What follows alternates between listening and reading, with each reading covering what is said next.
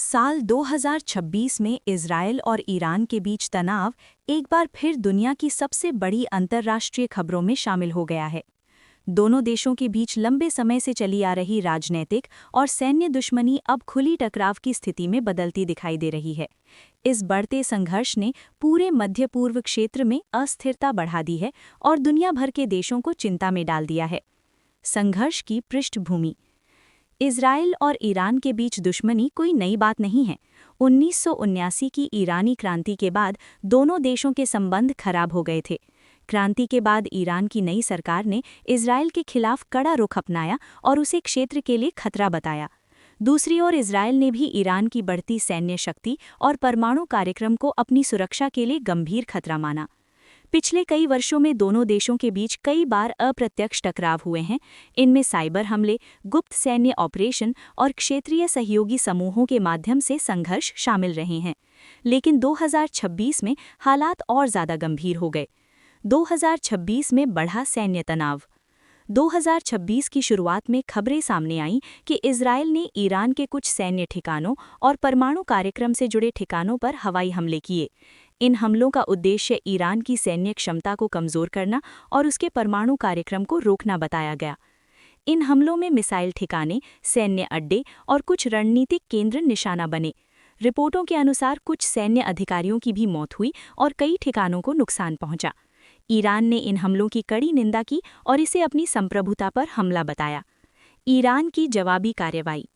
Israel के हमलों के बाद ईरान ने जवाबी कार्रवाई करते हुए मिसाइल और ड्रोन हमले किए।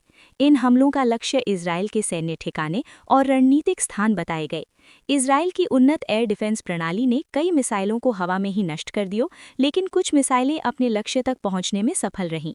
इन हमलों से कुछ इलाकों में नुकसान हुआ और लोगों में डर का माहौल बन गया। इजरायल के कई शहरों में सायरन बजने लगे और लोगों को सुरक्षित स्थानों पर जाने के निर्देश दिए गए। इजरायल में आपातकाल। तनाव बढ़ने के बाद इजरायल सरकार ने कई क्षेत्रों में सुरक्षा व्यवस्था कड़ी कर दी। कुछ जगहों पर स्कूल बंद कर दिए गए और बड़ी सभाओं पर रोक लगा दी गई। सेना को अलर्ट पर रखा गया और हजारों रिजर्व सैनिकों को तैयार रहने के आदेश दिए गए। सरकार ने कहा कि देश की सुरक्षा के लिए हर जरूरी कदम उठाया जाएगा। क्षेत्रीय प्रभाव। इजरायल और ईरान के बीच संघर्ष का असर पूरे मध्य पूर्व क्षेत्र पर पड़ सकता है। ईरान के कई क्षेत्रीय सहयोगी संगठन हैं जो इस संघर्ष में शामिल हो सकते हैं। इसी वजह से कई पड़ोसी देशों ने अपनी सुरक्षा व्यवस्था मजबूत कर दी है। सैन्य ठिकानों और महत्वपूर्ण संस्थानों को हाई अलर्ट पर रखा गया है। हवाई मार्गों और समुद्री मार्गों पर भी कड़ी निगरानी रखी जा रही है। अंतर्राष्ट्रीय प्रतिक्रिया। दुनिया के कई देशों और अंतर्राष्ट्रीय संगठनों ने इस संघर्ष पर चिंता व्यक्त की है। कई नेताओं ने दोनों देशों से संयम बरतने और बातचीत के जरिए समस्या का समाधान निकालने की अपील की है। संयुक्त राष्ट्र सहित कई संस्थाओं ने कहा है कि यदि ये संघर्ष बढ़ता है तो इसका असर पूरी दुनिया पर पड़ सकता है। कुछ देशों ने मध्यस्थता की पेशकश भी की है ताकि दोनों देशों के बीच तनाव कम किया जा सके। आर्थिक प्रभाव। इस संघर्ष का असर वैश्विक अर्थव्यवस्था पर भी पड़ सकता है। मध्य पूर्व तेल उत्पादन का एक बड़ा केंद्र है, इसलिए युद्ध की आशंका से तेल की कीमतों में उतार चढ़ाव देखा गया। अंतर्राष्ट्रीय बाजारों में भी अस्थिरता बढ़ी और निवेशकों में चिंता का माहौल दिखाई दिया। कई एयरलाइनों ने भी अपने उड़ान मार्ग बदल दिए ताकि संभावित खतरे वाले क्षेत्रों से बचा जा सके। मानवीय चिंता। किसी भी युद्ध की तरह इस संघर्ष में भी आम नागरिक सबसे ज्यादा प्रभावित होते हैं।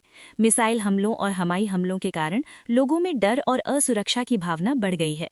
आपातकालीन सेवाओं को तैयार रखा गया है और अस्पतालों को संभावित घायलों के इलाज के लिए सतर्क किया गया है। मानवीय संगठनों ने दोनों देशों से अपील की है कि वे नागरिकों की सुरक्षा को प्राथमिकता दें। निष्कर्ष। 2026 में इजरायल और ईरान के बीच बढ़ता तनाव पूरी दुनिया के लिए चिंता का विषय बना हुआ है। ये संघर्ष केवल दो देशों के बीच का विवाद नहीं है, बल्कि इसका प्रभाव पूरे मध्य पूर्व और वैश्विक राजनीति पर पड़ सकता है। विशेषज्ञों का मानना है कि यदि समय रहते कूटनीतिक प्रयास नहीं किए गए तो ये संघर्ष बड़े क्षेत्रीय युद्ध में बदल सकता है। इसलिए दुनिया भर के देश शांति और बातचीत के जरिए समाधान की उम्मीद कर रहे हैं।